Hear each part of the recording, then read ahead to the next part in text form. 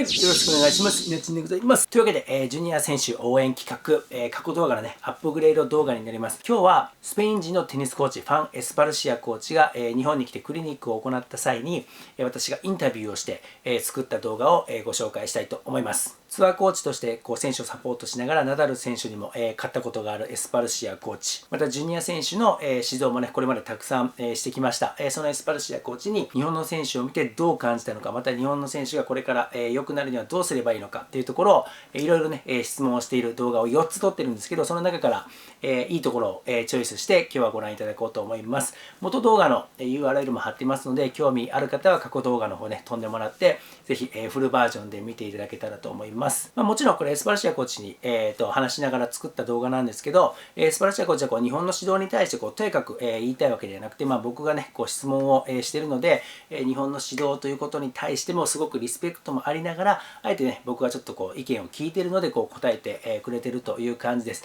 日本のやり方っていうのが他から見て、どのように見えるのかっていうのの、参考にしてもらえたらいいですし、ジュニア選手は自分がね上手くなるためにどうやったらいいのかっていうところをねいっぱい喋ってくれてますので、参考にしてみてください。彼はとにかく、頭を使いなさいと、頭に汗をかけなさいというね、指導をするコーチです。その彼に質問をしています。このチャンネルではこういう感じで元関西大手テニススクールでジュニア育成部門のヘッドコーチだった私が全国トップレベルのジュニアから老若男女一般のテニスプレーヤーの方までたくさん指導させていただいた経験を生かして、これやったらちょっと明日もテニスしてみようかなと思ってもらえるような動画作りを目指してますので、気に入っていただいた方はチャンネル登録とグッドボタンよろしくお願いします。ではまず1つ目の質問からいきましょう。上達の速い選手の特徴を教えてくださいという質問です。どうぞ。上達が速い選手の特徴を教えてくださいという質問がありましたので、ちょっと聞いてみたいと思います。What are the characteristics of athlete whose progress are? First of all, I think you need to have the right mentality. When you're having the right mentality, you are willing to learn. You're willing to train hard and efficient in order to improve and achieve goals. And at the same time, you are a player that is able to handle the pressure. Because in tennis, the competition is a very important part, and you need to be able to use the competition as a training path. But if you are not able to handle the pressure, it's difficult to improve. So you have to have these qualities. So I think now players' age is very low, 8 years old and 9 years old. A lot of little kids playing tournaments. Yeah. So how do you think? Well, I think it's important to play tournaments, but it's also important that they understand that the tournaments are there to gain experience, to be able to put in place what they learn when they are training, with no fear, having fun and just to implement all the tools and all the things that they learn into the competition without having very high expectations on results in the early ages. The best way to develop is to do that, to go step by step, and just to use the competition for that, just for improving, and not really concentrate too much on the results. Okay. はい、続いて、2つ目の質問は、先ほどの動画の、後半でパワーではなくてやっぱりコーディネーション能力がすごく大事なんだよということを言ってくれました。そのことに対してさらに掘り下げていく質問です。どうぞ。If so, Japanese image, European guys is very powerful and ball is very heavy, but the important thing is coordination capability. Well, I think you need to see yourself, what type of body you have and what type of capacities you have. You have to consider that as a first thing, and then try to balance with the things that you might not have. I see the Japanese kids, they're pretty fast, they move in the court in short distance really fast, but probably they need to also learn how to move in different directions in the court, because they move always in a certain way. They are also, they also need probably to get some more strength, explosive strength, in order to generate a little bit more spin on the ball and things like that, and the endurance. They train hard here, they train long hours, but this doesn't mean when they play the competition they can last long. So I think this is somehow important to understand how you are, who you are, and then to see what you need to improve in order to balance what you don't have. So yeah, I understand. Thank you. So how do you think my image? So Japanese junior players, a lot of mistakes compared with European guys. So how do you think? Well, I think in the early ages, here in Japan, they focus too much on the technical path, and which is important. It's very important to develop a player in the technical aspect. But at the same time, you need to balance, with the other things. So when you play, one of the important things that you need to know is that you cannot make mistakes. You need to have rallies. You need to be able to control the ball well. Sometimes Japanese like that too fast. And here what I see is that they train hard, but they are using a lot of drills, focus too much on the technique, the way the technique it looks, but at the end of the day, that is not efficient, only doing that.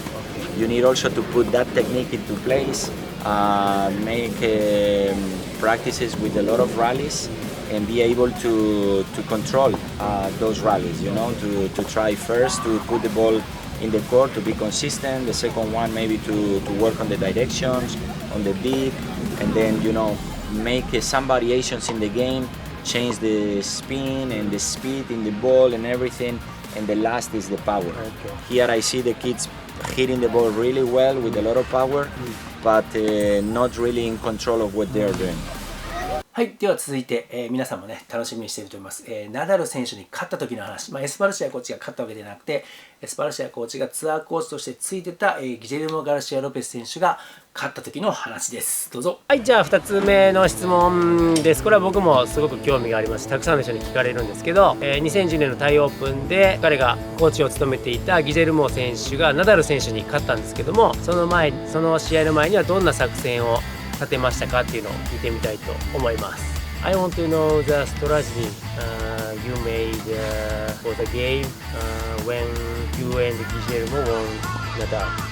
Okay, Maybe a lot, but well, the thing is that before the match, Guillermo was playing a few times against Rafa, and he was not very successful. So he was always losing to Rafa, also when they were young. So the first thing is that we faced the match with no pressure, because we know Nadal at this moment was a better player by ranking, and he was also a better player in terms of the history between them. So the first thing I told him is just to focus on his own game, to try to enjoy the match and to deliver his game. Not to think about the result at the end. Just go point by point and try to enjoy and stay as long as he can in the court. So that will be a good sign. The second thing is I remember him how he can make damage to Rafa with his own game. So I told him to focus on making happen everything with the forehand and try to be aggressive with the forehand. Try not to rally very long rallies, because with Rafa he will not be able to be successful.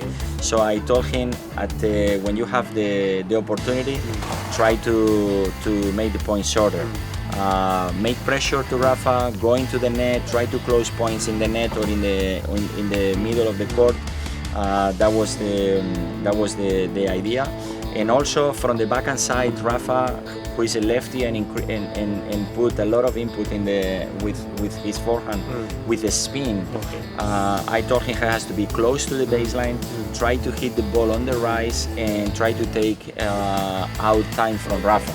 Opening the ball to the forehand so that Guillermo can decide if he plays backhand or forehand, in order to make him run in the backhand side and try to conduct the points. At first, surface is indoor. Yeah, it was an indoor court. Indoor court. And, So did it faster or normal? Today the indoor courts, they are not as fast as it used to be. But still, you are in indoor, so you are able to adjust your game to play a little faster than if you play in the outside court. So that was a good advantage in order to play with Rafa on with that strategy. And then I also told him to pay attention on the second serve of Rafa, to try to attack when Rafa was playing second serve.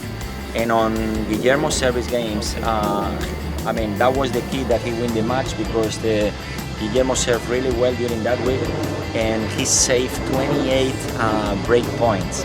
This is normally impossible, you know, for Rafa to lose a match having so many break points, but Guillermo was serving really well. The percent of the first serve, I told him to keep it high, and it was not only that, but he was also serving constantly over 200, 210 kilometers per hour. So that was the reason that he managed to win the second set in the tiebreak. And then what happens in the third set, Guillermo was enjoying the match so much. He was not worried about winning or losing, he was just worried about keeping playing that good and enjoy what it was happening. And he was able to win Rafa in the third set, playing a fantastic, I mean, probably the best match of his life. はい、4つ目は結構、専門的な話になるんですけど、対戦相手のボールが自分よりも良かったとき、自分よりも重かったとき、どのようにして克服すればいいですかという質問に答えてくれました。どうぞ。So, how do you fight when the opponent ball is heavier than myself? Well, when you're playing against somebody that hits very high balls and heavy balls, the first thing is that you need to be able to move very well. I mean, you have to be ready to move very, very well, to adjust yourself and to find the position that you feel better on the court. And for that you have to move very well, because the guys who hit with a lot of spin, they push you back outside of the court and they open the court also, so they make the court very big. So you have to be ready for that, and you have to move well. Basically you have two options. One option is to try to step in and hit the ball early, stay close to the baseline and try to hit the ball on the rise. Yeah, ball right. Taking the ball early and trying to get the opponent, you know, take time out from the opponent. But if you do that, you have to have a great timing and you have to focus on hitting the ball deep. And that is not easy, because when the ball is coming, the ball bounce really heavy and push you back. So you need to really have a really good timing, and you have to pay attention not to play short, because otherwise they can go under the ball and spin to the outside and open the court. So this is basically one option. If you feel good to do that and you're successful, you can keep going it.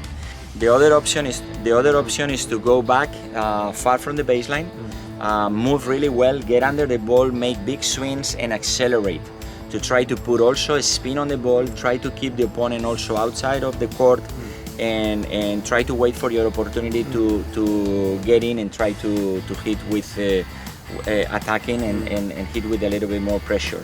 As I said before, moving is the key, moving really well and find the position that you feel better and more comfortable to be competitive.